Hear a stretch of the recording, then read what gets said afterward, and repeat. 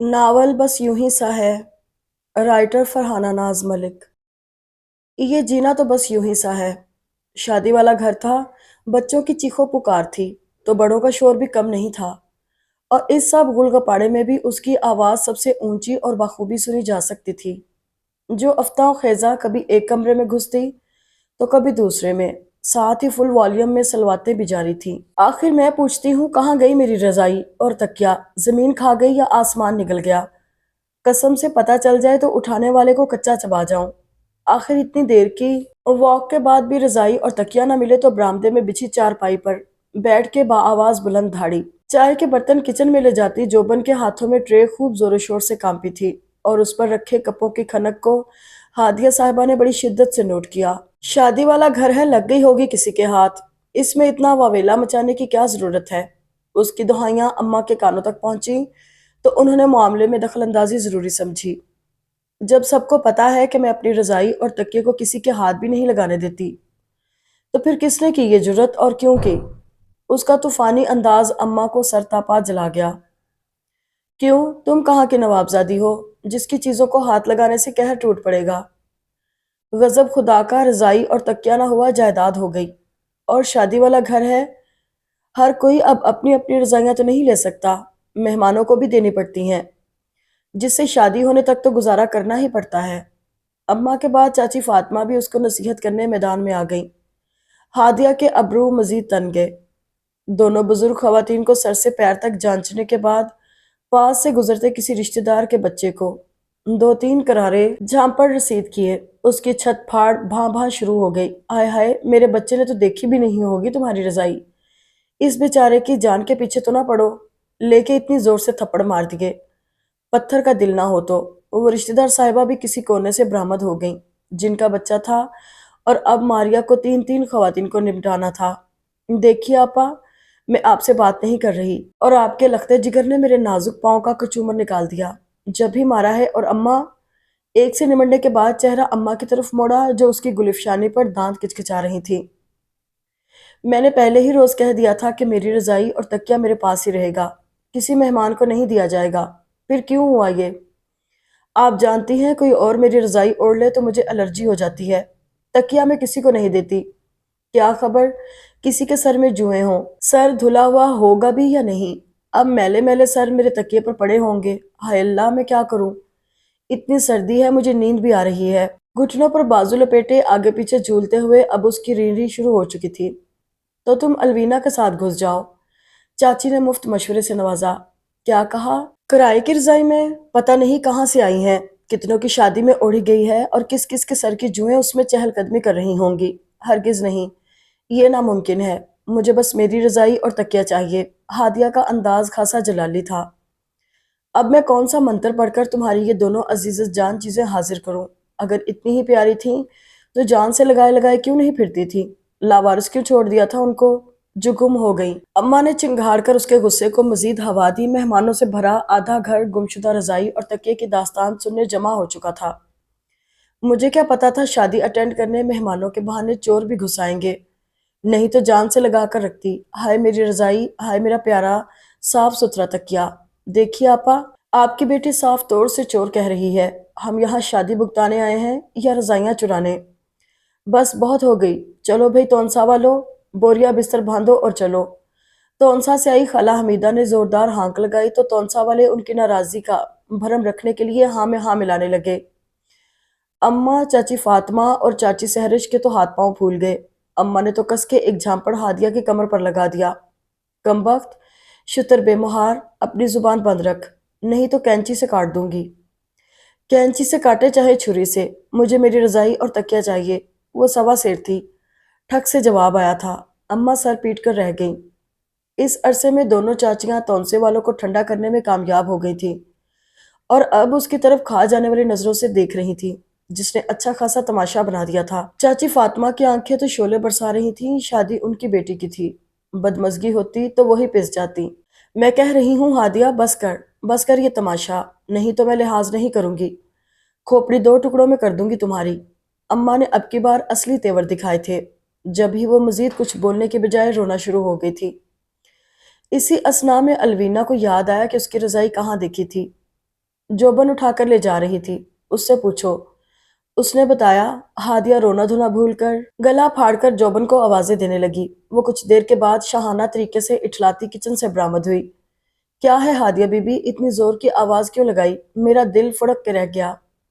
मैं तुझे फड़का कर रख दूंगी, बता मेरी रजाई और तकिया कहाँ देकर आई है? उसका कान मरोड़ते हुए हादिया फुल वॉल्यूम में चीखी। वो बड़े साहब ने कहा था कि कोई बड़ा अफसर आया है, अच्छी साफ सुथरी रजाई और तकिया ले आ। यहाँ तो सबकी रजाइयाँ एक से बढ़कर एक बदबूदार और सड़ी हुई। मैं आपकी वाली दे आई। हाय अम्मा। पूरी बात सुनकर हादिया तख्त पर ढेर हो गई। घर की खवातीन फौरन उसकी तरफ लपकी। जोबन, तेरे सर में इससे ज्यादा जुएं पड़े जितनी तूने पाल रखी हैं। अरे मुझसे पूछा तो होता, उठा कर दे आई बाहर मर्दों में। तेरा खाना खराब, बस इस महीने की तनख्वाह तो मैं तुझे नहीं मिलने दूंगी। मनहूस कहेगी। कुछ देर तख्त पर लेटे लेटे जोबन की जुबानी धुलाई की। उस पर बस नहीं चला तो नीचे रखी हील की सैंडल उठाकर उसके पीछे लपकी। अब आगे आगे जोबन थी तो पीछे हादिया साहिबा, और उसके पीछे घर की सारी पलटन। हादिया को सारे घर का चक्कर लगवाने के बाद बिलाखर जोबन ने अपनी कई मन की खोपड़ी पर हादिया की ऊंची हील की जूती से मजाज पुरसी करवा के अपनी जान बख्शी करवाई। फिर हादिया के हुक्म पर हाय वाय करती मर्दान खाने में रजाई और तकिए की खबर लेने गई, मगर मुंह लटका कर वापस आ गई। वो बड़ा अफसर हादिया के रजाई में घुसा खराटे ले रहा था। मैं जाऊं जी? टकोर करूं, सर की बहुत जोर की जुती लगी है। हाय हादिया बीबी, आज तो कत्ल करने तक आ गई। जोबन सर सहलाती किचन में जा घुसी। वो वही तख्त पर झूलती रही। अब तुम भी उठ जाओ, मेरे साथ लेट जाना। कसम से बहुत अच्छी नई नवेली दुल्हनों वाली खुशबू आती है इसमें। अम्मा ने पास बैठकर पुचकारना चाहा, लेकिन वो ठुस बैठी आंसू बहाती रही। अब क्या सारी रात यूं हुदहुद बनी तख्त पर गुजार देगी? अम्मा ने कड़क कर कहा। हाँ जाहिर है, ऐसे मुझे नींद कहाँ आएगी? वो भी जलकर बोली थी। अम्मा ने एक और थप्पड़ जड़ दिया। अल्लाह ऐसी औलाद दुश्मन को भी ना दे। घर मेहमानों से भरा पड़ा है और लड़की ने ये फुलझड़ियां छोड़कर मेरी नाक कटवा दी। हाय, कैसे कैसे अच्छे घरानों वाले लड़कों की माएँ ठहरी हुई हैं।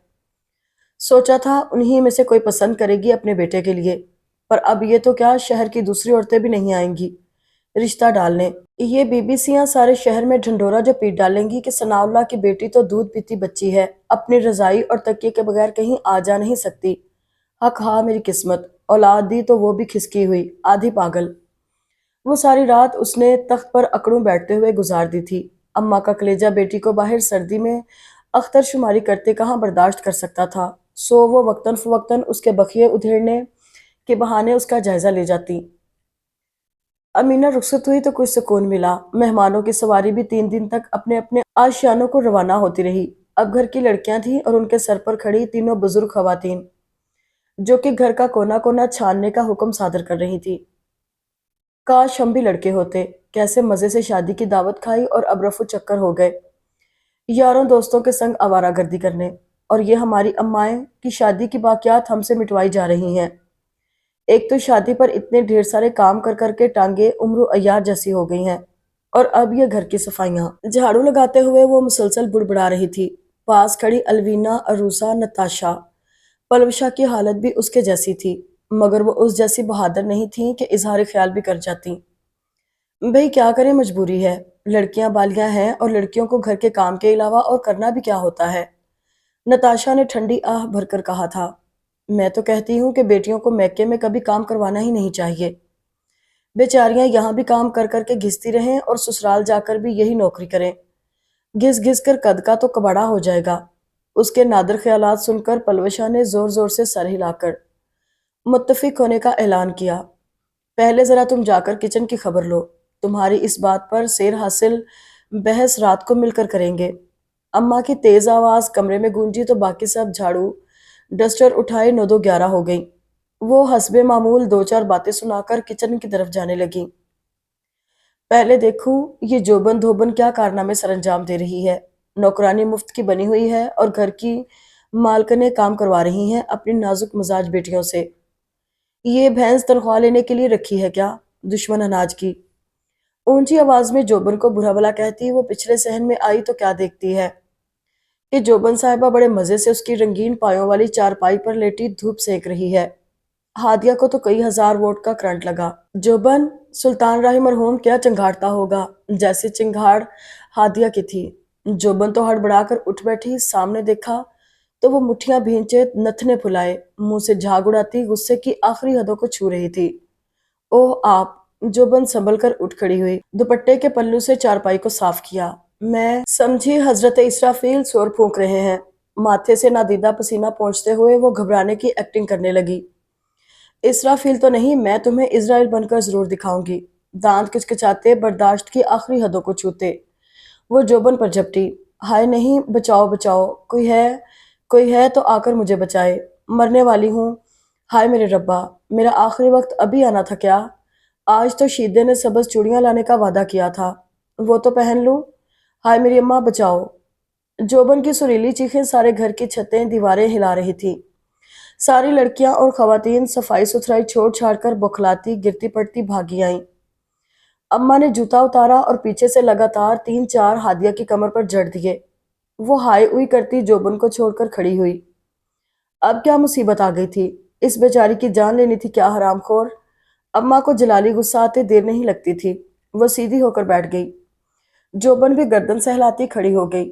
بس جی، میرا حساب کر دیں، مجھے نہیں کام کرنا اس گھر میں جہاں ملک الموت ہر وقت میرے سر پر موجود رہے۔ توبہ، آج تو سانس ہی اٹک گئی تھی۔ پر ہوا کیا؟ اصل وجہ تو پتا چلے۔ چاچی سہرش اس کی کمر سہلاتے ہوئے پوچھنے لگی۔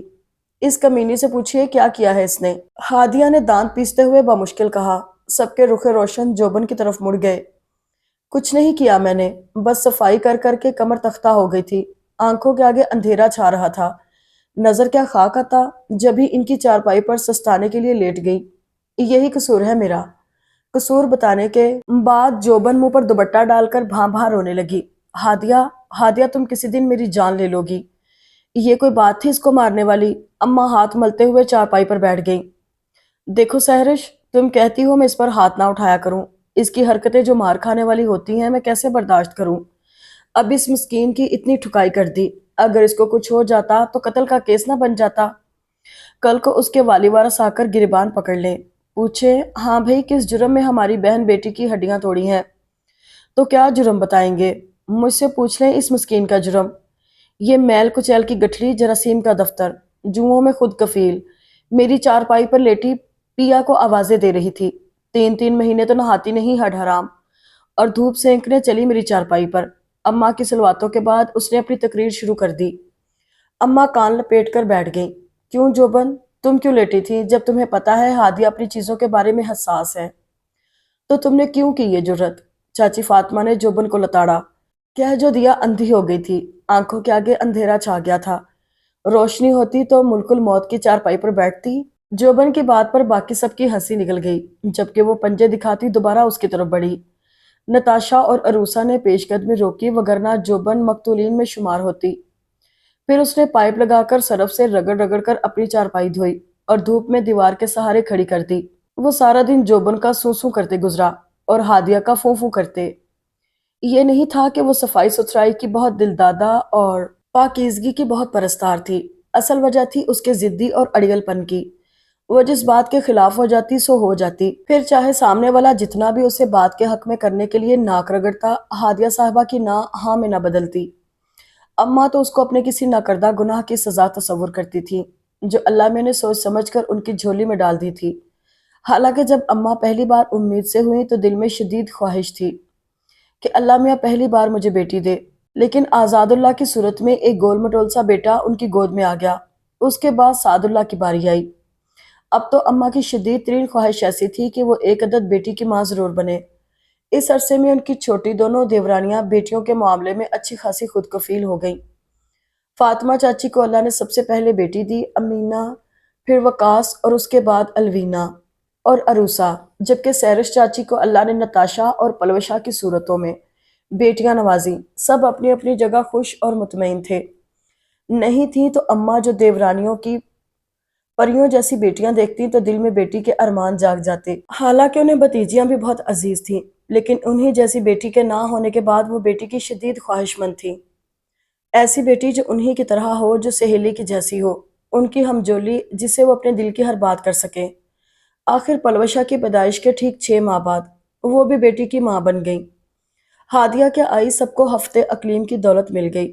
ثناءاللہ بیٹی پر جان چھڑکتے تھے تو بھائیوں کے لیے وہ ایک کھلونا تھی۔ انہی کے لاڈ پیار کی وجہ سے وہ کچھ زیادہ ہی سر پہ چڑھ گئی۔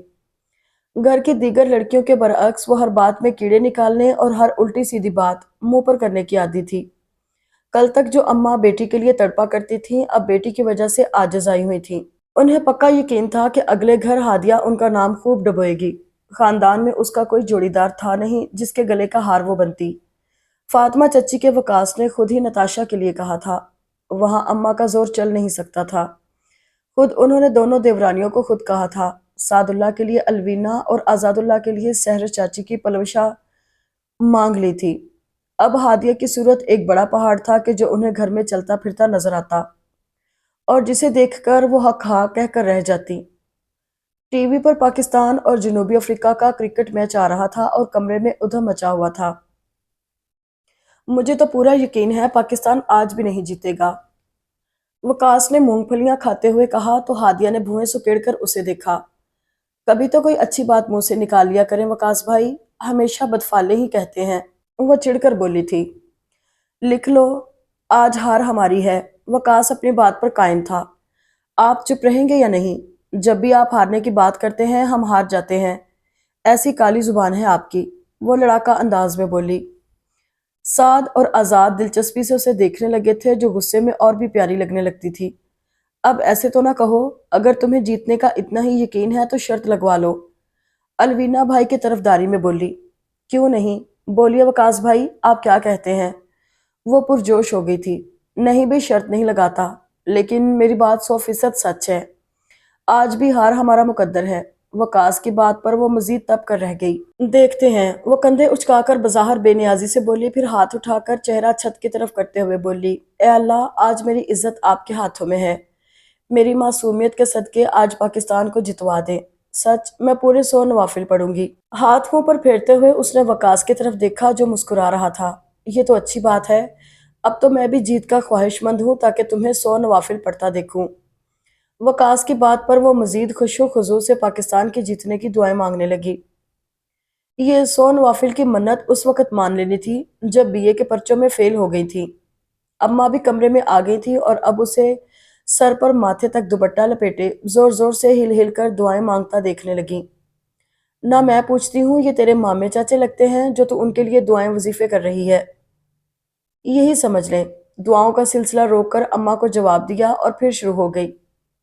میں کہتی ہوں بس کرو، یہ من من اور اٹھ کر چائے بناؤ بھائیوں کے لیے۔ غیر مردوں کو دیکھ رہی ہو بھائیوں کے سامنے، شرم تو نہیں آتی؟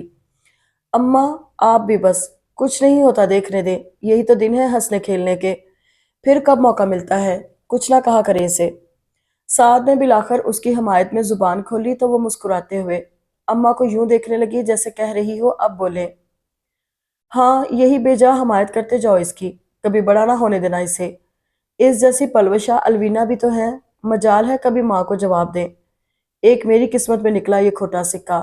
اماں کی بڑبڑاہٹیں شروع ہو چکی تھیں جب ہی وہ سنی انسنی کرتے ہوئے میچ دیکھنے میں مگن رہی۔ تائی چھوڑیں بھی، ذرا میچ تو دیکھیں کیسا فینٹاسٹک ہو رہا ہے، لگتا ہے آج پاکستان ضرور جیتے گا۔ اماں کی تقریر میں میچ دیکھنے کا مزہ کیا خاک آنا تھا۔ عروسہ نے ان کا دھیان ہادیہ نما سے ہٹا کر ٹی وی کی طرف موڑنا چاہا۔ اے لو، یہ بھی کوئی کھیل ہے دیکھنے لائق؟ موئے مسٹنڈے کھیلتے بیلتے ہیں نہیں اور ڈھیر سارے پیسے بٹور لیتے ہیں، دیکھا نہیں؟ سانڈ کے جیسے تو پلے ہوئے ہیں حرام کھا کھا کر، موئے رشوت لے کر ہار جاتے ہیں۔ دوسری ٹیم کے کھلاڑیوں کو دیکھا ہے کیسے باز کی طرح جھپٹتے ہیں گیند پر، اور ہمارے تو ایسے دوڑتے ہیں جیسے پی رکھی ہو۔ کمبخت مارے ہڈ حرام کہیں کے، مفت کا کھاتے ہیں۔ اتنی تو توند نکلی ہے سب کی، اصل کھیل تو ہے ہاکی، کیسے جان مار کے کھیلتے ہیں بیچارے، اور ملتا کچھ بھی نہیں۔ یہ کرکٹ تو نام کا کھیل ہے بس، میرا بس چلے تو سب کو قطار میں کھڑا کر کے گولیوں سے بھون ڈالوں۔ دور سے بیچارہ بالر بال پھینکتا ہے اور ہمارا مسٹنڈا ٹرک کر کے گیند نزدیک پھینک دیتا ہے۔ اماں کو ٹی وی کی طرف متوجہ کرنا خاصا مہنگا پڑا۔ کرکٹ کی شان میں ایسی تقریر جھاڑی کہ عروسہ کو لڑکیاں تو کھا جانے والی نظروں سے دیکھنے لگیں، جبکہ سعد، آزاد اور وکاس اماں کا دل رکھنے کی خاطر سر ہلا ہلا کر ان کی نایاب گفتگو سنتے رہے۔ اچھی خاصی تقریر کرنے کے بعد وہ گئیں تو ہادیہ نے عروسہ کے لتے لے ڈالے۔ बड़ी आई ताइमा को मैच दिखाने वाली। अम्मा के कसीदे सुन लिए क्रिकेट के बारे में। अरूसा की खबर लेने के बाद वो टीवी की तरफ मतवज्जो हुई थी और बाय चांस वो मैच पाकिस्तान जीत गया। क्रिकेट की शदाई हादिया ने तो खूब भंगड़े डाले। अगली सुबह वकास ने ऑफिस से छुट्टी कर ली। चलो भाई हादिया, 100 नवाफिल पढ़ने की मन्नत पूरी करो, उसने कहा तो वो हवन्नक से उसे देखने लगी। आज वो मेरा मतलब है मैं अकेले में पढ़ूंगी। वो गड़बड़ा गई। हरगिज नहीं, अकेले में तुम डंडी मार जाओ, तुमसे क्या बैद। अल्लाह मियाँ को भी धोखा दे डालो, हमारे सामने पढ़ो। बल्कि अरूसा, तुम नोटबुक और कलम ले आओ, नवाफिल की गिनती लिखती जाना, कहीं हम भूल गए और हादिया 20 के 100 बना दे। हरी अप सिस्टर, उठो, शाबाश, आज मैंने सिर्फ तुम्हारी मन्नत पूरी करवाने के लिए छुट्टी की है। वकास की बात पर वो ढीले ढाले कदमों से वुजू करने चल दी। वापस आई तो जाय नमाज बिछ चुकी थी और सारी यंग पार्टी यूं जमा थी गोया कोई खास इज्तमा हो। और बिस्मिल्लाह पढ़ते ही वो शुरू हो गई। अरूसा और वकास उसके नवाफिल जोरदार आवाज में गिन रहे थे। अम्मा और चाचियां भी आ गईं। 20 नवाफिल तक तो हालत ठीक रही, 80 तक पहुंचते पहुंचते टांगे बेजान हो गईं। बस वकास, बाकी 50 कल पढ़ लूंगी। बिलाखर मुल्तजी लहजा इख्तियार किया। सबकी हू शुरू हो गई। नहीं, बिल्कुल नहीं, तुमने 100 नवाफिल यकमुश्त पढ़ने की मन्नत मानी थी, अब रद्दो बदल करके गुनाहगार मत बनो। वकास भाई ने पुरजोर तरीके से कहा। अच्छा तो फिर बैठकर पढ़ती हूँ। उसने एक राह निकाली, मगर सब लोगों की नहीं नहीं छत पहाड़ थी। गुड़िया, ये तो नहीं हो सकता, या तो मन्नत मानती ही ना, अगर मांगी थी तो पूरी अदा करो। अल्लाह मियाँ को टालो नहीं, नहीं तो पाकिस्तान आइंदा कोई मैच नहीं जीतेगा। वकास भाई ने जज्बाती हरबा आजमाया। वो हिम्मत मर्दा मदद खुदा के तहत दोबारा शुरू हो गई। 70, 80, 90 और 100 तक पहुंचते ही हादिया बीबी सजदे से उठ ही न सकी। वकास ने तो चुपके से बाहर का रास्ता नापा, जबकि लड़कियां उसके गिर्द जमा हो गईं। हाय मेरी अम्मा, मेरी टांगे, हाय अम्मी जी, मैं चल नहीं सकूंगी, हाय अल्लाह। उसकी दुहाइयां पूरे घर में गर्दिश कर रही थीं। फिर पलवशा ने बाजुओं से और अरूसा ने टांगों से पकड़कर बिस्तर पर ला पटखा। रात तक तो टांगों में जान नहीं थी। वो हाय वाय करती रही। अम्मा ने आयोडेक्स की मालिश करने के साथ साथ खूब बातें सुनाई थी। जरूरत क्या थी इन कामों के लिए मन्नत मांगने की। ऐसी मन्नत उन्हें कभी मेरी बीमारी से उठने के लिए या अपने पास होने के लिए नहीं मांगी। वैसे कभी तुमने भूलकर अल्लाह को सजदा नहीं किया। आज अपने काम के लिए खुदा याद आ गया। मैं लाख पुकारूं तुम नमाज के लिए नहीं उठती। और आज ईमान जाग पड़ा। हक हा, मेरी किस्मत। बेटी मांगी थी अल्लाह से मन्नतों मुरादों के बाद, उसने दी भी तो अकल से पैदल। जब तक मालिश करती रहीं, सलवातें उसके गोश गुजार करती रहीं। बस करें भाभी, हर वक्त बच्ची के पीछे ना पड़ी रहा करें। जवान बच्ची है, बदजन होगी तो और भी बुरा होगा। फातिमा चची ने कहा तो अम्मा ठंडा सांस लेकर रह गई। क्या करूं, खुद ही उकसाती है ऐसी हरकतें करके। नहीं तो मेरा दिल ख्वामखा में करता है कि अपनी फूल सी बच्ची को डांटती फिरूं।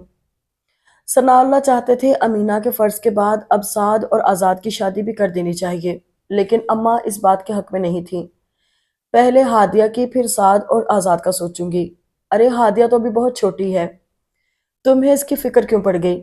इससे बड़ी तो अमानुल्लाह और नसरुल्लाह की बच्चियां हैं, हमें इनका पहले सोचना चाहिए। आपकी बात बिल्कुल ठीक है, लेकिन साद के अब्बा वो घर की बच्चियां हैं और माशाल्लाह से मंसूब भी हैं। मेरी बच्ची का तो अभी रिश्ता भी तय नहीं हुआ। बस मेरा दिल नहीं मानता। फातिमा और सहरिश से मैंने पहले ही कह दिया था कि हादिया की मैं पहले जिम्मेदारी निभाऊंगी, फिर बेटों के सर पर सहरा सजाऊंगी। उन्हें कोई एतराज नहीं। अम्मा का तफसीली जवाब सनाउल्लाह को खासा मुतमईन कर गया। चलो फिर, जैसे तुम औरतों की मर्जी। वैसे हादिया बेटी बहुत छोटी है, अब बस रहने दें। जब मेरी शादी हुई थी तो मैं कितनी छोटी थी, याद है आपको। हादिया तो 20वें में जा रही है। अम्मा ने वजाहत की तो अब्बा सर हिलाने लगे। और शायद हादिया का सितारा आजकल अरूज पर था कि ना तो कोई ऊट पटांग हरकतें सरजद होती थीं और ना ही अम्मा की डांट खाने को मिल रही थी। बल्कि अतवार को जब घर के सब मर्द मौजूद थे, कुछ मेहमानों की आमद खास उसके लिए हो गई। मर्द अब्बा और चाचा लोगों के साथ मर्दाने में बैठे थे, जबकि खवातीन को बड़े कमरे में बिठाया गया। सोने के जेवरात से लदी फंदी बड़ी चादरें ओढ़े अच्छी खासी अमीर खवातीन लग रही थीं। हादिया और पलवशा वगैरह को उनकी आमद के वक्त से पतंगे लगे हुए थे। पता नहीं कौन है, ऐसे नमूने आज से पहले तो घर में कभी नहीं आए। बड़े कमरे की तरफ निगाह रखे वो खासी बेचैनी से बोली, तोबा, सोना तो ऐसे पहन रखा है जैसे घर में उगा रखा हो। सख्त जहर लगती हैं मुझे ऐसी शो पीस औरतें। पलविशा ने नाखूनों को कुतरते हुए अपनी राय दी। خواہ مخواہ میں غیبت نہ کرو، پتہ نہیں کون ہے اور کیوں آئی ہیں۔ عروسہ نے دونوں کو ٹوکا تو وہ منہ بنا کر رہ گئی۔ کیا خبر تمہارے رشتے کے لیے آئی ہوں؟ اس سے پہلے ہادیہ کی بات کا عروسہ جواب دیتی کہ سحرش چاچی دروازے سے آتی دکھائی دی۔ ہادیہ تم اندر آؤ اور دوپٹہ ذرا صحیح سے اوڑھ لو اور ذرا تمیز سے رہنا۔ ان کا یہ کہنا غضب تھا۔ جہاں ہادیہ کا ماتھا ٹھنکا وہاں پلوشا، نتاشا، الوینا اور عروسہ کے کان کھڑے ہو گئے۔ پر کیوں چاچی؟ وہ جانے پر معترض تھی۔ کیوں کا جواب بعد میں دوں گی، پہلے چلو، چاچی نے قدرے تیز لہجے میں کہا تو وہ کندھے اچکاتی ان کی ہمراہی میں اندر چلی گئی۔ قدرے بزرگ سی خاتون فوراً کھڑی ہو گئی اور آگے بڑھ کر خوب بھینچ بھینچ کر گلے لگایا۔ ماشاء اللہ کہہ کر دوبارہ بیٹھ گئی اور اسے بھی پاس بٹھا لیا۔ ان کے ساتھ ایک ان کی بہو اور دو بیٹیاں تھیں۔ تینوں ہی ہادیہ کے حسن سے امپریس اسے یوں تکے جا رہی تھیں گویا آنکھوں کے رستے نگل جائیں گی۔ پھر کافی دیر کے بعد جب وہ رخصت ہوئی تو ہادیہ نے سکون کا سانس بھرا۔ رات گئے تک گھر کے بڑوں اور سعد وغیرہ کی میٹنگ بڑے کمرے میں جاری رہی، جبکہ وہ سب پلوشا اور نتاشا کے کمرے میں جمع تھیں۔ لو جی مبارک ہو، ہماری ہادیہ صاحبہ بھی ترقی یافتہ ہو گئیں، پلوشا نے کہا تو وہ خاموشی سے ناخنوں کو دیکھنے لگی۔ ویسے امی بتا رہی تھیں کہ جاگیردار لوگ ہیں، خاصے امیر۔ نتاشا ان کی امارت سے مرعوب تھی۔ ہاں، اور کافی عجیب و غریب بھی۔ آخر وہ منہ بنا کر بولی۔ کیوں؟ کیا سب کے دو دو منہ تھے؟ سر پر سینگ نکلے ہوئے تھے؟ عروسہ نے گھبرا کر کہا۔ پتہ نہیں، لیکن پھر بھی دیہاتی سے لوگ ہیں۔ وہ اپنی بات پر قائم تھی۔ تو آئی بھی تو دیہات سے تھی، ویسے بھی جاگیرداروں کی خواتین ایسی ہی ہوتی ہیں، تم بے فکر رہو، دلہا بھائی قابل قبول ہوں گے۔ الوینا کے دلہا بھائی کہنے پر وہ چڑ کر رہ گئی۔ مان نہ مان میترا مہمان، ابھی تک کسی کو پتہ نہیں کیا جواب دیا جائے گا اور اس نے دلہا بھائی بنا لیا۔ نتاشا ہنستے ہوئے بولی، مجھے پتہ ہے ہاں ہوگی، اگر انکار کرنا ہوتا تو فوراً کر دیا جاتا، یوں آدھی آدھی رات تک مذاکرات نہ ہوتے۔ عروسہ کی بات میں وزن تھا، وہ بے خیالی میں انہی خواتین کو سوچنے لگی۔ عروسہ کا کہا سچ ثابت ہوا تھا۔ ٹھیک 1 ماہ بعد پوری چھان پھٹک کے بعد نوشیروان گورچانی کے لیے ہاں کر دی گئی اور 15 دن کے بعد شادی کی تاریخ بھی طے ہو گئی۔ ہادیہ محض دیکھتی رہ گئی۔ باپ کی لاڈلی اور بھائیوں کی جان سے پیاری بہن کے لیے پوچھنے کی رسم نبھا کر گویا سارے حقوق پورے کر دیے گئے۔ اماں ان خواتین میں سے تھیں جو بیٹی کے جوان ہوتے ہی اس کا جہیز اکٹھا کرنے لگ جاتی ہیں۔ سو اب بھی بڑی پیٹیوں کی تلاشی لی گئی تو اچھا خاصا سامان جمع تھا۔ کچھ چھوٹی موٹی چیزوں، فرنیچر اور جیولری کا مسئلہ تھا۔ کپڑے ہادیہ کی اپنی پسند کے لیے گئے۔ ویسے نوشیروان بھائی کمال کی شخصیت ہیں۔ شاپنگ سے واپسی کے بعد نوشیروان کی 1 ہفتہ قبل بھیجی گئی تصویر کا معائنہ کرتے ہوئے عروسہ نے کہا، کمال کی شخصیت کیسی ہوتی ہے ذرا فرماؤ۔ ہادیہ نے ابرو چڑھاتے ہوئے پوچھا۔ بھئی ظاہر ہے، اس کا مطلب ہے بے حد decent, handsome, well off, good looking, charming اور روب دبدبے والی شخصیت۔ تصویر میں اتنے حسین لگ رہے ہیں تو اصل میں کیسے ہوں گے؟ عروسہ کی بات کی وضاحت پلوشا نے کی تو وہ پھر سے ناخنوں کو کھرچنے لگی، جو آج کل اس کا من پسند مشغلہ بن گیا تھا۔ وشی کچھ لمحے کی خاموشی کے بعد وہ اچانک بولی، کیا کسی کو جانچنے کے لیے محض ظاہری شخصیت کافی ہوتی ہے؟ سوال ایسا تھا کہ سب لمحہ بھر کو خاموش ہو گئیں۔ ہوتی ہے، لیکن تم کیوں پوچھ رہی ہو؟ پلوشا نے گویا ٹالا تھا۔ کسی سے امپریس ہونے کے لیے محض ظاہری شخصیت کا ہونا ضروری نہیں۔ تم کہنا کیا چاہتی ہو؟ الوینا نے پوچھا تو وہ سیدھی ہو کر بیٹھ گئی۔ دیکھو، اب جس بندے کے ظاہری حسن کے بارے میں تم سب نے زمین آسمان ایک کر دیے ہیں، ممکن ہے وہ باطنی خوبیوں میں کنگال ہو۔ بظاہر لاپرواہی سے وہ بولی تھی۔ بکواس، تم کبھی بات کا روشن پہلو نہ دیکھنا، ہمیشہ خامیاں ہی تلاشنا، گدھی کہیں کی۔ نتاشا کو اس کی فضول سی بات خاصی کھٹکی تھی۔ اور اتنے اچھے موقع پر یہ بدشگونی والی باتیں نہ کرو، کیا خبر زبان سے نکلا سچ ہو جائے۔ عروسہ جلدی سے بولی، نہیں پیاری بہنوں، ایک ایسا بندہ جس کے سنگ ہم نے تمام عمر گزارنی ہے، اس کے محض شکل دیکھ کر فدا ہو جائیں تو یہ بے معنی ہے۔ کسی کو پرکھنے کے لیے میرے نزدیک سب سے پہلے آتی ہے شرافت، اس کے بعد ذہانت یا کچھ اور۔ بندہ دیندار ہو، بہت پیار سے رکھنا جانتا ہو، عزت کروانے کا خواہش مند ہو تو عزت کرنے کا بھی طریقہ آتا ہو، نک چڑھانا ہو، غصیلا نہ ہو، عورت یا بیوی کے جذبات کو سمجھتا ہو، اور سب سے بڑھ کر ناراضی، لڑائی جھگڑوں کے فن سے نہ آشنا ہو، صورت جیسی بھی ہو، چاہے بھنگی جیسی ہی کیوں نہ ہو، بس صاف ستھری عادات کا مالک ہو، خوبصورتی اور وہ بھی مرد کی، یہ تو ثانوی سی چیز ہے جس کی میرے نزدیک کوئی اہمیت نہیں۔ हादिया की इतनी लंबी चौड़ी बात के जवाब में उन चारों ने कोर्स में ओ किया तो वो सर झटक कर रह गई। तो तुमने सब लोगों को अपनी पसंद लिखकर भिजवा देनी थी। अरुषा ने सरासर मजाक उड़ाया, मगर वो नजरअंदाज कर गई। और वैसे भी तुम क्या समझती हो, तायाबा और साद भाई ने महज सूरत देखकर हाँ की होगी। नेवर। पहले नौशेरवां भाई की शराफत देखी होगी, फिर ये परखा होगा कि आया बेटी को 2 वक्त की रोटी खिला सकता है या नहीं, फिर ही हाँ कही है। फजूल की सोचों को जहन में जगह ना दो, वरना फिर ताई अम्मा से मार खाओगी। नताशा की बात पर वो अच्छे बच्चों की तरह सर हिलाने लगी। और अब तो हमारे लिए शर्म का मुकाम है, सबसे बड़ी अमीना आपी के बाद अब घर की सबसे छोटी की शादी होगी और हम बीच वालियां रह गईं। नताशा ने जरा मजाक पैदा करने की कोशिश की तो सबने मसनूई थोबड़े लटका लिए। अच्छा है तुम्हें धक्का दे दे ताकि फिर हमारी भी बारी आए। पलूषा ने भी आंख दबाकर कहा तो उसने कुशन उठाकर उसे खींच मारा। कमीनी, हादिया ने जोर से कहा। कमीनी कहो चाहे बेशरम, अब तो हमें भी शादी की जल्दी है। अरुसा क्यों पीछे रहती। अब तुम बेचारी इंतजार करो, पता नहीं तुम्हारे पेड़ पर पत्थर कब गिरता है। हम तो खैर से बुक हैं। पलूषा ने कॉलर खड़े किए। जी हाँ, और अब मैं ताई अम्मा से कहती हूँ जल्दी करें। बहू साहिबा दिन रात ठंडी आहें भरते नहीं थकती। अरूसा ने मसनूई जेलसी से कहा तो वो ढटाई से हंस दी।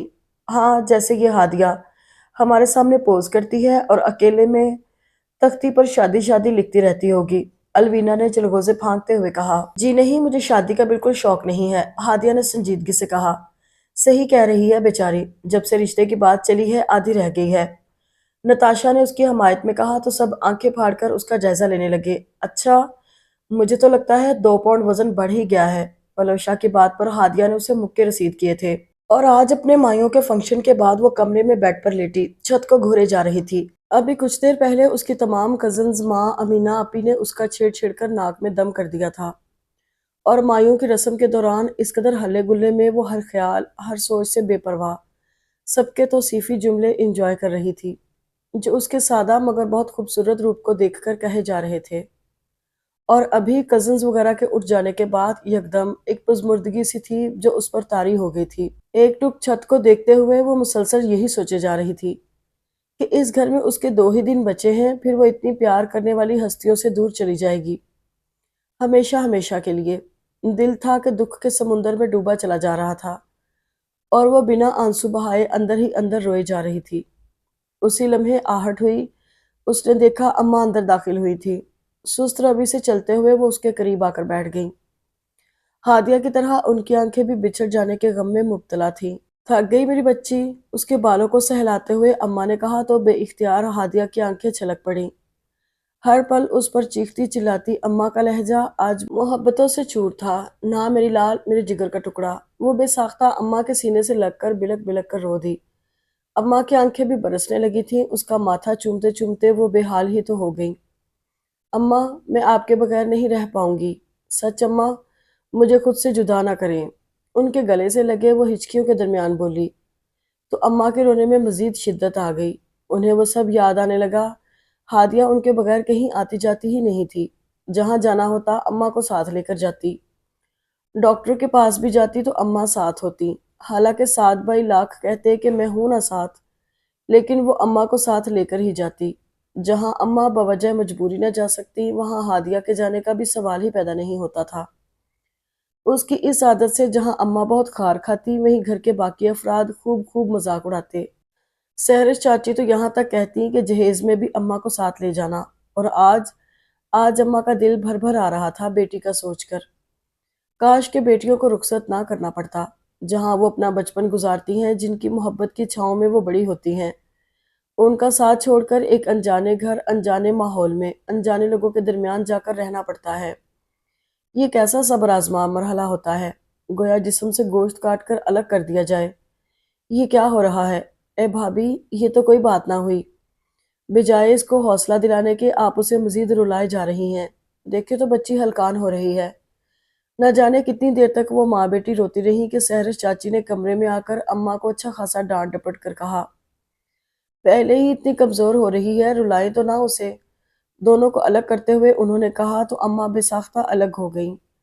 आंसू पोंछते हुए हादिया को देखा जो सुर्ख चेहरा लिए सू सू करती जान से बढ़कर प्यारी लग रही थी। अच्छा बस करो, لے کے میرا اتنا ٹائم ضائع کر دیا، کتنے کام کرنے تھے مجھے۔ وہی بچوں جیسی عادتیں نہ گئیں تمہاری، سسرال میں نہ کٹواؤ گی میری، اللہ ہی ہے میری عزت کا رکھوالا۔ اپنے مخصوص انداز میں بولتی بنا اس کی جانب دیکھے وہ کمرے سے باہر نکل گئیں۔ سحر چاچی نے مسکرا کر اسے دیکھا تو وہ بھی کھل کر ہنس دی۔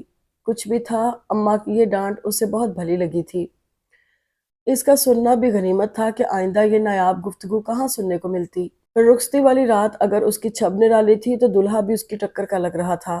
اماں کے ہر جاننے والی نے کہا، زینب داماد تو تمہیں بڑا سونا ملا ہے، اللہ کی مہربانی سے، بس وہ سکھی رکھے میری بیٹی کو۔ اماں کا جواب یہی ہوتا۔ گھر کی لڑکیاں اس کے پہلو سے لگی بیٹھی تھی اور وہ صدا کی ضدی، چلبلی، اڑیل مزاج، نچلا بیٹھنا جس نے کبھی سیکھا نہیں تھا، اس وقت سنگی مجسمہ بنی ایک ٹک اپنے حنائی ہاتھوں کو دیکھنے میں مصروف تھی۔ اماں، دونوں چاچیاں اور کزنز خوشی کے ساتھ ساتھ اس کی جدائی کا غم بھی سینے میں دبائے ادھر سے ادھر پھر رہی تھی۔ اماں نے تو نظر بھر کر اسے دیکھا بھی نہیں کہ آج تو وہ پہچانی ہی نہیں جا رہی تھی۔ پھر مختلف رسموں سے فارغ ہونے کے بعد وہ گھڑی بھی آن پہنچی جب حقیقتاً اسے بابل کا آنگن چھوڑ کر پیا کے سنگ چلے جانا تھا۔ اماں، ابا، بھائی، چاچیاں اور اپنی پیاری سکھیوں کے بعد وہ اس جوبن سے مل کر بھی بلک بلک کر روئی جس کے جسم سے اٹھتی بدبو اسے کئی فٹ دور سے آ جاتی تھی، جو اس کے ہاتھ سے پانی پینا بھی پسند نہ کرتی تھی۔ وہ سسکیاں بھرتی سعد اور آزاد بھائی کے پہلو سے لگی سجی سجائی گاڑی میں آ بیٹھی، اور ابا، دونوں بھائی اور چچا اس وقت تک گاڑی کو جاتا دیکھتے رہے جب تک کہ اس کا نقطہ بھی معدوم نہ ہو گیا۔ زندگی کو پھولوں کی سیج سمجھنے والے یہ کیوں بھول جاتے ہیں کہ نشیب و فراز زندگی کا اہم حصہ ہوتے ہیں۔ بعض اوقات ہم جیسا سوچتے ہیں ایسا ہوتا نہیں، ہمیں ہماری توقعات سے الٹ ملتا ہے اور وافر ملتا ہے۔ یہی ہادیہ نوشیروان گورچانی کے ساتھ ہوا۔ وہ تتلیوں، پھولوں، خوشبوؤں اور لفظوں پر جان دینے والی معصوم نازک احساسات کی مالک لڑکی جب دلہن بنی آنکھوں میں روپہلے سپنے سجائے، اپنے زندگی بھر کے ہم سفر کے لبوں سے اپنے ہوش شربا حسن کے قصیدے سننے کی منتظر تھی کہ جو خالصتاً اس کے لیے سجایا گیا تھا، مگر روپہلے سپنوں کا محل شاید شیشے کا بنا تھا جو اس گھڑی چھناکے سے ٹوٹ گیا جب نوشیروان نے گلے سے سرخ پھولوں کا ہار صوفے پر اتار پھینکتے ہوئے اس سے کہا تھا، تصویر میں تو کچھ کام کی نظر آ رہی تھی مگر تم تو اتنی سوکھی سی ہو، لگتا ہے ماں باپ کے گھر فاقے کرتی ہوگی۔ جی، انتہائی تعجب سے اس نے کہا تھا، او مائی گاڈ، اس قدر لپاپوتی، یہ پینٹ تھوپنے کی کیا ضرورت تھی جب اصلی چہرہ چھپ نہیں سکتا۔ الفاظ اتنے کڑوے نہ تھے، لہجہ بھی عام سا تھا، نہ طنزیہ، نہ سنجیدہ، نہ مزاحیہ، لیکن شادی کی پہلی رات حسین ترین دلہن کی تعریف کرنے کے بجائے اگر ایسے جملے کہے جائیں تو یہ بھی عام یا بے ضرر نہیں لگتے۔ اس کے تو اندر کہیں دور تک سناٹا سا چھاتا گیا اور وہ گمسم سی اس یوسف ثانی کو تکتی رہی جو یقیناً خالص جاگیردار تھا، بیوی کو اس کی حیثیت پہلے ہی دن جتلا دینے والا حاکم مرد۔ یہ الا بلا اتارو سب، مجھے وحشت سی ہو رہی ہے تمہیں دیکھ کر، پتہ نہیں تم کیسے چڑھا کر بیٹھی ہو۔ تابوت میں آخری کیل اس جملے نے ٹھونکا، وہ ضبط کے آخری مرحلے کو چھوتی بمشکل اٹھی اور ڈریسنگ روم میں گھس گئی۔ صرف ظاہری شخصیت ہی سب کچھ نہیں ہوتی، باطنی خوبیاں ہی کسی کو مکمل انسان بناتی ہیں، اور میرا ہم سفر پتہ نہیں کتنا مکمل انسان ہے، ایک ہی رات میں تو کچھ پتہ نہیں چلتا۔ جیولری اتارنے سے لے کر منہ رگڑ رگڑ کر دھونے تک وہ بہت سی سوچوں کو گلے لگا چکی تھی۔ میکے اور سسرال میں کیا فرق ہوتا ہے یہ ہادیہ کو اب معلوم ہوا۔ بدقسمتی سے اس کی ازدواجی زندگی خوشگواریت کے عنصر سے پاک تھی۔ وہ شعر و شاعری کی دلدادہ، شوہر کی بے تحاشا محبت کی خواہاں، ایک ایسے بندے کے ہتھے چڑھ گئی جو خشک مزاج ہی نہیں سرد مزاج بھی تھا، اس کے احساسات سے بے خبر، محض ایک بیوی سمجھنے والا۔ وہ بجھ سی گئی تھی۔ میکے کی خوشگوار اور معصوم باتیں یاد آتی تو دل کرتا آنکھ کھلے اور پھر وہی سب واپس آ جائے۔ ایک شوہر ہی کیا، یہاں تو سبھی اس کے مزاج کے برعکس تھے۔ دونوں نندیں زیادہ بے تکلفی کے خلاف تھیں، لہٰذا اس کو بہت زیادہ ماڈ اور فیشنیبل سمجھ کر کم اور ناپ تول کر گفتگو کی جاتی۔ اگر وہ کسی فلم، ڈرامے یا کرکٹ میچ پر تبصرہ کرنا چاہتی محض فری ہونے کے لیے، تو سائمہ اور آسمہ کی استہزائیہ نظریں ماں کی طرف اٹھ جاتی۔ بھابھی، آپ کو تو پتہ ہے ہمارے گھر کا ماحول ایسا نہیں کہ ہم فلمیں دیکھیں، لہٰذا ہم سے تو توقع نہ رکھیں ان باتوں کی۔ بڑی سائمہ کچھ اس انداز سے باور کراتی کہ وہ شرم سے پانی پانی ہو جاتی، مزید کچھ کہنے کی یا سننے کی خواہش ہی ختم ہو جاتی۔ اس کا پورشن اوپر بنوایا گیا تھا۔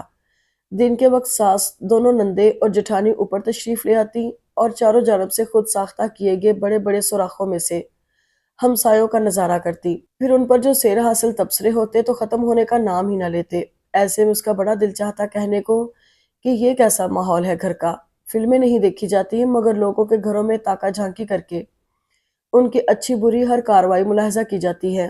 وہ اس ماحول اور لوگوں سے جلد ہی اوب گئی۔ اگر میاں دل پسند ہوتا، جذبات کا خیال رکھتا تو وہ ممکن تھا ایڈجسٹ کر جاتی، مگر اب ناممکن تھا۔ ایسے استری کرتے ہیں، کالر تو دیکھو کیسے خراب ہو رہے ہیں۔ لگتا ہے ماں باپ نے بس پلنگ پر بٹھائے رکھا، کام وام کچھ نہیں کروایا۔ پوہڑ پلے پڑ گئی میرے۔ اپنی قمیض دیکھتے ہوئے وہ حسب توقع بھڑک اٹھا تھا۔ ہادیہ خاموشی سے سر جھکائے اس کا بکھیڑا سمیٹتی رہی۔ میں تم سے مخاطب ہوں، دیواروں سے نہیں۔ نوشیروان سے اس کی خاموشی برداشت نہ ہوئی تو بازو سے پکڑ کر اپنی طرف متوجہ کیا۔ معاف کر دیں، آئندہ خیال رکھوں گی۔ روز کا جملہ آج پھر منہ سے نکلا۔ کوئی کہہ نہیں سکتا تھا یہ وہ ہادیہ ہے جو 24 گھنٹے کدکڑے لگاتی پھرتی تھی اور جس کو اس کی ماں اگلے گھر میں ناک کٹوانے کے طعنے دیتی تھی۔ مائی فٹ، خیال اور تم، وہ اور قسم کی بیویاں ہوتی ہیں جو شوہروں کو سر پر بٹھا لیتی ہیں، تمہارے جیسی نہیں جنہیں 24 گھنٹے سونے سے فرصت نہیں۔ غصے میں کہتا وہ کمرے سے باہر نکل گیا۔ ہادیہ ہونٹ کچلتی رہ گئی۔ کہنے کو تو بہت کچھ ہوتا تھا اس کے پاس، مگر اماں کی کہی گئی وہ باتیں جو اس کی شرارتوں کے جواب میں وہ کہتی اسے روک دیتی۔ پھر اگر نوشیروان کو زیادہ غصہ آ گیا تو اماں کا کہا سچ ثابت ہو جائے گا اور وہ یہی نہیں چاہتی تھی۔ آج اس کا برتھ ڈے تھا۔ اماں، ابا اور باقی سب لوگوں نے وقفے وقفے سے فون پر مبارکباد دی تو وہ خوش ہو گئی، مگر جس کے منہ سے سننے کی خواہش مند تھی وہ گھر سے غائب تھا۔ ایک وہی کیا، گھر میں کسی کو بھی یہ رسم نبھانے کا قطعی شوق نہیں تھا۔ سب کے نزدیک یہ بلا وجہ اوور ہونے کے طریقے تھے جن میں وہ خود کفیل تھی۔ زمینوں پر سے رات 10 بجے نوشیروان کی واپسی ہوئی۔ وہ اچھے سے کپڑے پہن کر ہلکا پھلکا میک اپ کر کے خلاف معمول تیار ہوئی تھی۔ لمحہ بھر کو نوشیروان ٹھٹکا تھا۔ کس سے ملنے جا رہی ہو؟ انداز ایسا تھا جیسے کہہ رہا ہو کس یار سے ملنے جا رہی ہو۔ وہ اندر تک تپ کر رہ گئی۔ کیوں گھر میں تیار نہیں ہوا جا سکتا؟ تنزیہ پوچھا تھا تو وہ سر اٹھا کر اسے دیکھنے لگا۔ کیوں نہیں، لیکن آج سے پہلے تو تم نے یہ زحمت گوارا نہیں کی۔ پتہ نہیں کس کا غم سینے سے لگائے پھرتی ہو کہ نہ تو ہنسنے بولنے کا شوق ہے اور نہ ہی سجنے کا۔ وہی نوکیلا، اندر تک چبھتا ہوا گھٹیا انداز۔ وہ خون کے گھونٹ بھر کر رہ گئی۔ نوشیروان، آج میرا برتھ ڈے ہے، اسی لیے میں نے نئے کپڑے پہنے ہیں۔ ایک ایک لفظ چباتے ہوئے اس نے کہا تھا۔ اوہ چلو، کسی وجہ سے تو پہنے۔ اب اگر تمہاری یہ نمائش بند ہو گئی ہو تو میرے لیے کھانا گرم کر کے لاؤ۔ سوکھے منہ بھی مبارکباد کا لفظ منہ سے نہ نکالا وہ کڑ کر رہ گئی۔ اصل میں آج میرا ارادہ تھا شہر جا کر کچھ آؤٹنگ کرنے کا، سوچا وہیں سے کھا لوں گی۔ سب باتیں پی کر بھی وہ ایک آس سے بھولی تھی۔ واٹ، ہوش میں تو ہو؟ نوشیروان یوں اچھلا گویا بچھو نے ڈنک مارا ہو۔ مائی ڈیئر وائف، یہ کوئی لندن امریکہ نہیں جہاں تم آزادانہ پھرتی رہو۔ یہاں تم باہر نکلو گی تو یہاں کے کتے بھی تمہیں بے پردہ دیکھ کر قتل کر دیں گے، اور بات کرتی ہو آؤٹنگ کی۔ نوشیروان کے استہزائیہ انداز پر اب اسے احساس ہوا کہ وہ غلط بول گئی تھی، لیکن میں شہر جانے کی بات کر رہی تھی۔ کچھ توقف کے بعد دوبارہ بولی، شاید آج پتھر دل پگھل جائے۔ ہادیہ، نوشیروان صاحبہ، مجھے یہ چونچلے زہر لگتے ہیں۔ اگر تم اتنی ہی گھومنے پھرنے کی شوقین تھیں تو مجھ سے شادی نہ کی ہوتی۔ میں ان چونچلوں کو برداشت کرنے والا مرد نہیں۔ مجھے بیوی گھر بیٹھی اچھی لگتی ہے، آوارہ گردی کرتے ہوئے نہیں۔ اس کے بعد کچھ کہنے کی گنجائش باقی نہیں رہتی تھی۔ وہ من بھر کے قدم لیے کچن میں چلی آئی۔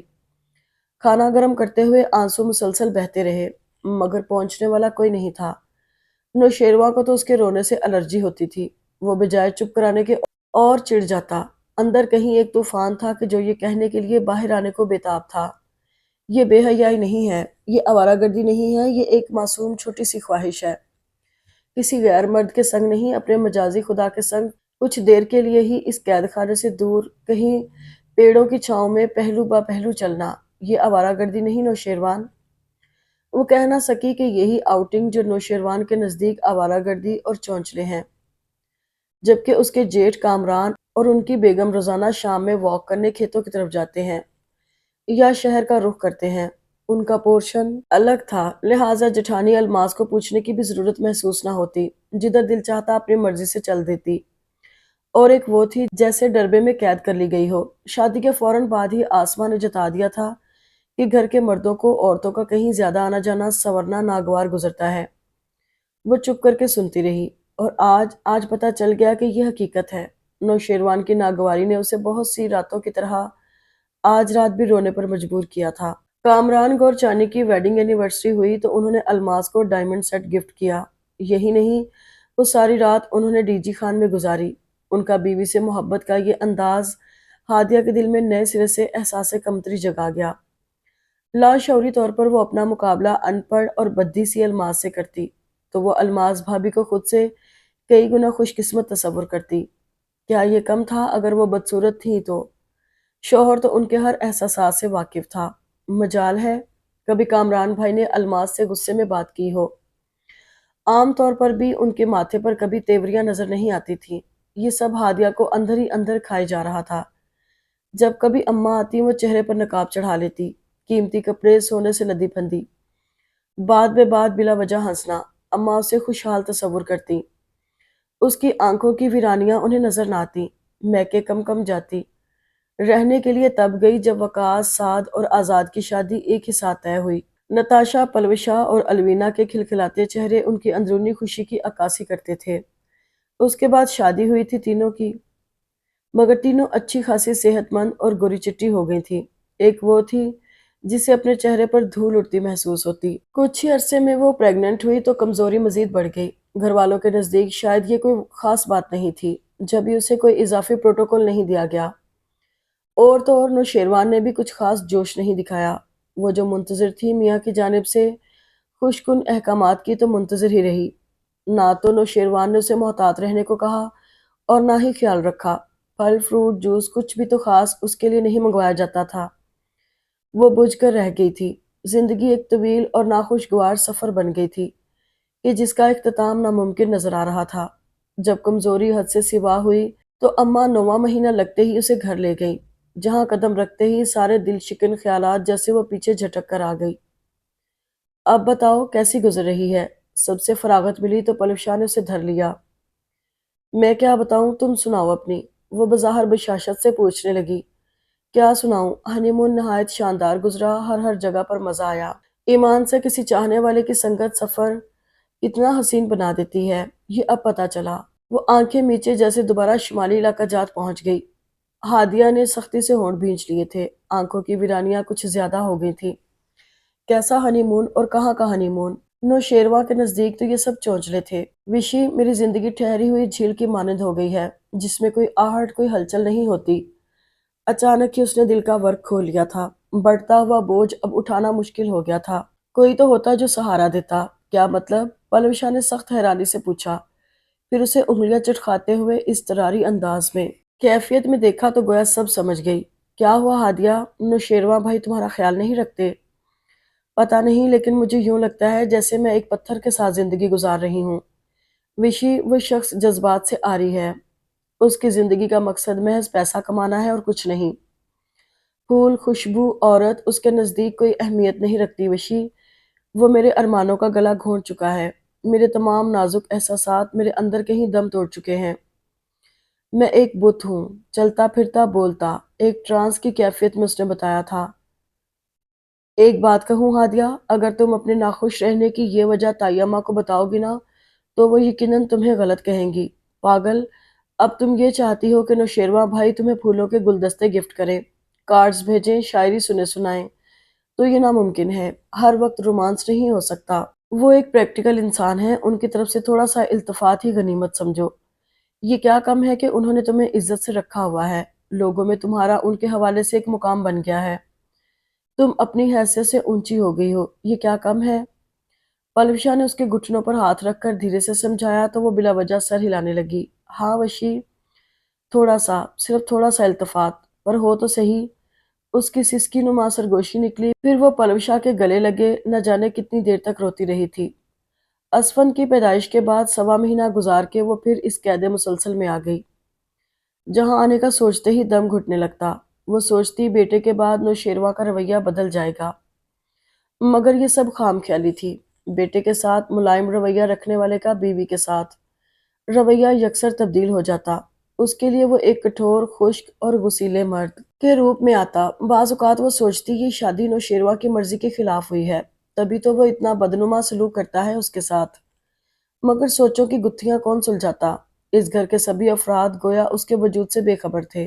یوں ہی اپنی قسمت کا لکھا قبول کرتے کرتے اس کی شادی کو 3 برس گزر گئے۔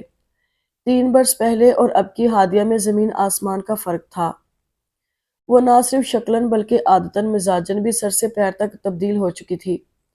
اب اس کی زندگی کا مقصد سوالیہ نشان کی صورت اس کی طرف گھور رہا تھا۔ گویا وہ بے مقصد جیے جا رہی تھی، کسی بھی رشتے کی اہمیت کو جانے اور سمجھے بغیر، ایک سجی سجائی مورتی کی مانند ادھر سے ادھر چلتی پھرتی ہوئی، مگر کسی بھی احساس یا جذبے کو محسوس کرنے والے دل کے بغیر۔ اس دن بہت عجیب بات ہوئی۔ شروع دن سے آج تک نوشیروہ کا رویہ اس کے ساتھ کبھی اچھا نہ رہا، مگر اتنا کریہا یا بھیانک بھی کبھی نہیں تھا۔ اسفن کی طبیعت کچھ ٹھیک نہیں تھی، سو اس کے ساتھ ساری رات جاگنے کی وجہ سے خود وہ بھی بوجھل سی ہو گئی۔ فجر کے وقت جب اسفن سویا تو نہ جانے کیسے اس کی بھی آنکھ لگ گئی، حالانکہ وہ سونا نہیں چاہتی تھی۔ نوشیروہ کا حکم تھا کہ آج صبح وہ اسے جلدی جگا دے، لیکن آنکھ نوشیروہ کی چنگھاڑتی ہوئی آواز پر کھلی تھی۔ ایک لمحے کو تو ذہن سویا رہا، پھر کچھ یاد آنے پر بوکھلا کر اٹھی۔ تم بدسلیقہ جاہل عورت، میں نے کہا تھا نا تمہیں، مجھے آج جلدی جگا دینا۔ اس کی طرف شہادت کی انگلی اٹھائے وہ اس کا عظیم قصور بتا رہا تھا۔ سوری، رات بھر نیند نہیں آئی، اسی وجہ سے جاگ نہ سکی۔ آہستگی سے اس نے کہا، نیند تو تمہیں ویسے ہی بہت عزیز ہے، اس میں تو تم رکھنا ڈال ہی نہیں سکتی ہو۔ جب دیکھو سوتی ملتی ہو، تمہاری صورت میں میری زندگی ایک مسلسل عذاب میں آ گئی ہے۔ تم مجھے کبھی سکون سے نہ رہنے دینا فضول عورت۔ وہ مغلظات بکتا کہیں سے بھی ڈبل ایم میں نہیں لگ رہا تھا۔ اور میرے کپڑے بھی استری نہیں ہوئے، جوتے پالش نہیں ہوئے۔ میں پوچھتا ہوں تم اس گھر میں کرنے کیا آئی ہو؟ نوشیروہ، کل اسفن کی طبیعت ٹھیک نہیں تھی، اسی وجہ سے میں کوئی کام نہیں کر سکی، سخت اپسٹ تھا یہ۔ دانت بھینچے اس نے وضاحت کی۔ تم دنیا کی واحد عورت نہیں ہو جس نے بچہ پیدا کیا ہے، اور بھی عورتیں ہیں جو بچے پالنے کے ساتھ ساتھ گھر اور شوہر کو بھی دیکھتی ہیں۔ تمہاری طرح یہ بودے بہانے نہیں گھڑتی۔ وہ چیخ کر بولا۔ اماں لوگوں سے کہا بھی تھا، جو ان پڑھ جاہل خاندان میں بیٹھی ہوں انہی میں سے کوئی ایک میرے لیے چن لے، مگر ان کے سر پر تو پڑھی لکھی شہری بہو کا ہوا سوار تھا۔ لے آئی من چاہی بہو، جس نے میری زندگی میں زہر گھولنے کے علاوہ اور کوئی کام نہیں کیا۔ اچھا ہی ہوتا میں ان پڑھوں کی بیٹی بیاہ لاتا۔ اس کا انداز ہادیہ کو سرتا پا سلگا گیا۔ لاکھ مرتبہ کے دیے گئے تانے پھر دہرائے تو گویا ہادیہ کا ضبط نہ رہا۔ تو نوشیروہ گورچانی صاحب، اگر آپ مجھ سے شادی کرنے پر پچھتا رہے ہیں تو خوش میں بھی نہیں ہوں۔ آپ تو اچھی بیوی کے ہوتے بھی نہ شکری کر رہے ہیں۔ مجھ سے پوچھئے، ایک ایسا شخص جو تعلیم یافتہ ہے لیکن گالیوں اور طعنوں میں شاید کوئی ڈگری لے رکھی ہے، جو میرے ایک پل کو پرسکون نہیں گزرنے دیتا، اس کے سنگ رہ کر میں پھولوں کی سیج پر نہیں انگاروں پر چل رہی ہوں۔ آپ ایک انسان نہیں ہو سکتے۔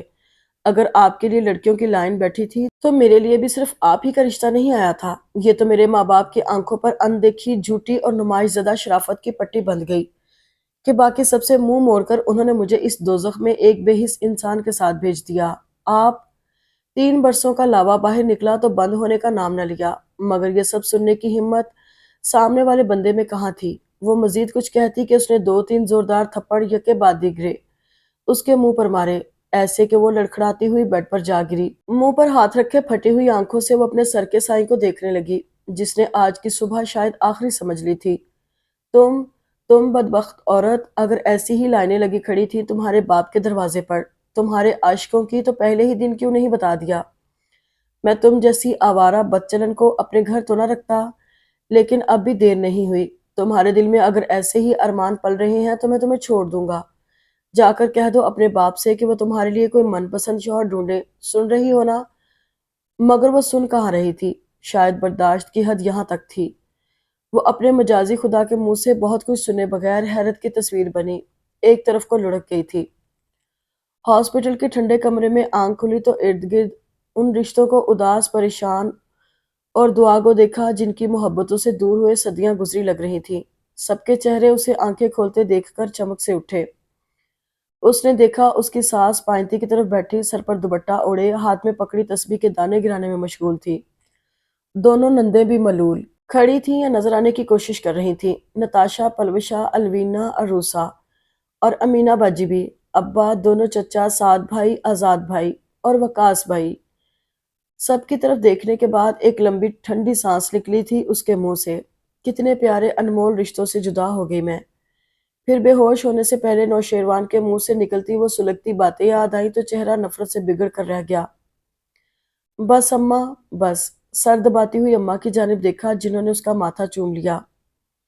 بس اماں، تمہارے تانوں کو غلط ثابت کرتے کرتے میں یہاں تک آ گئی۔ میں جو نچلا بیٹھنا جانتی نہ تھی، جس نے باپ بھائیوں سے کبھی کوئی ڈانٹ نہ سہی، جو غصے سے دور بھاگتی تھی، جو پیار کرنے والا ایسا مرد چاہتی تھی جسے غصہ کبھی آتا نہ ہو۔ تمہارے لفظوں کو جھٹلاتے جھٹلاتے مردہ ہوئی۔ تم کہا کرتی تھی میں سسرال میں جا کر تمہاری ناک کٹواؤں گی، تمہاری عزت گھٹاؤں گی، تمہاری تربیت کو باتیں سنواؤں گی۔ تو پیاری اماں، تمہاری انہی باتوں کو غلط ثابت کرنے کے لیے میں نے اس بندے کے ساتھ زندگی گزاری جس نے مجھے لمحہ بلمحہ ڈی گریڈ کیا۔ میں حقیقتاً اچھی بن گئی، ویسی جیسی تم بنانا چاہتی تھی، لیکن میری اچھائی بے مول گئی۔ میں بری ہوتی، تن کر کھڑی ہو جاتی تو کیا میرے شوہر کا رویہ ایسا ہوتا؟ نہیں اماں، نہیں۔ تمہارا میرے بارے میں حد سے زیادہ تشویش مند رہنا ہی شاید مجھے ایسے گھر لے گیا۔ لیکن اب بس اماں، میں نے بہت سہ لی نفرتیں، اب ہمت نہیں۔ آج، ابھی اور اسی وقت میں تمہارے ساتھ واپس جاؤں گی، اس گھر جہاں میری رضائی اور تکیہ ویسا رکھا ہے جیسا چھوڑ گئی تھی۔ میری موجودگی میں ہر کوئی مجھے ستانے کے لیے ان پر جھپٹتے تھے، لیکن میرے جانے کے بعد انہیں کسی نے ہاتھ بھی نہیں لگایا۔ اور اس جوبن سے سر میں مالش کرواؤں گی جس کے جسم سے آتی بو مجھے الٹیاں کرنے پر مجبور کر دیتی تھی۔ ہاں ماں، میں تھک گئی اس زندگی اور شوہر سے۔ یہاں اب میرے لیے کچھ نہیں بچا، نہ پیار، نہ عزت، نہ رحم، نہ کچھ اور۔ ماما، ماما، پیشتر اس کے کہ وہ کچھ اور سوچتی۔ نوشیروہ کے ساتھ اندر آتا اسفند پرجوش انداز میں ماما کہتا اس کی جانب بڑھایا۔ اس کی سوچوں کو جیسے لگام مل گئی۔ وہ ایک ٹوک خالی خالی نظروں سے اسفند کو دیکھے گئی۔ ماما اٹھے۔ ماما، آپ کو کیا ہوا ہے؟ یہ چادر کیوں پہنی ہوئی ہے آپ نے؟ اٹھے، میرے ساتھ کھیلے نا۔ توتلی زبان میں اس کا 2 سالہ اسفند اس کے ساتھ لاڈ کر رہا تھا۔ وہ بے اختیار اٹھ بیٹھی۔ اسفند کا چہرہ ہاتھوں میں لے کر وہ انتہائی محبت سے اسے دیکھتی رہی، پھر نوشیروان کو دیکھا۔ اس کا سر جھکا ہوا تھا۔ وہ چاہنے کے باوجود کوئی شرمندگی، کوئی تلافی اس کے چہرے پر نہ ڈھونڈ سکی۔ اس کی سوچے، خیالات نوشیروان کو چھوڑ دینے کا اپنے آپ سے کیا گیا عزم بھربھری مٹی کی طرح ڈھہ گیا۔ اسفند کو خود سے لپٹاتے ہوئے ایک اور ٹھنڈی آہ بھری۔ نہیں اماں، نہیں، اب نہیں، میں تمہارے ساتھ نہیں آ سکوں گی۔ اگر میں آ گئی تو میرا اسفند کہاں رہے گا، کیسے رہے گا؟ یہ تو نہ میرے بغیر رہ سکتا ہے اور نہ نوشیروان کے بغیر۔ تو کیا میں خود غرض بن جاؤں، محض اپنی سوچوں؟ نہیں نہیں، میں ایسا نہیں کر سکتی اماں۔ اولاد تو اثاثہ ہوتی ہے اپنی جان سے بھی پیاری۔ میں کیسے اپنے بیٹے کو بھلا کر خود کو آزاد کر دوں اس قید خانے سے؟ بس اب کچھ بھی ہو، کتنے بھی زخم ملے، میں سب سہ لوں گی اپنے اسفند کی خاطر۔ اور یہ کوئی اتنا بڑا سودا نہیں ہے، کبھی تو کوئی سہانی راہ میرے سفر میں آئے گی، کبھی تو میرے صبر کا صلہ ملے گا۔ نہیں تو میرے بیٹے کی صورت، ایک خوشگوار منزل میری منتظر ہے۔ اس تک پہنچنے سے تو مجھے کوئی روک نہیں سکتا، کوئی نہیں۔ اسفند کا سر سینے سے لگائے وہ کمرے میں موجود نفوس سے بے خبر سوچے جا رہی تھی، پھر اطمینان بھری سانس لے کر اماں کی گود میں سر رکھ لیا۔ ایک فیصلے پر پہنچ کر وہ گویا پرسکون ہو گئی تھی۔ اگر آپ کو یہ ناول پسند آیا ہو تو کمنٹ باکس میں ضرور بتائیے گا، اور چینل کو سبسکرائب اور لائک ضرور کیجیے گا۔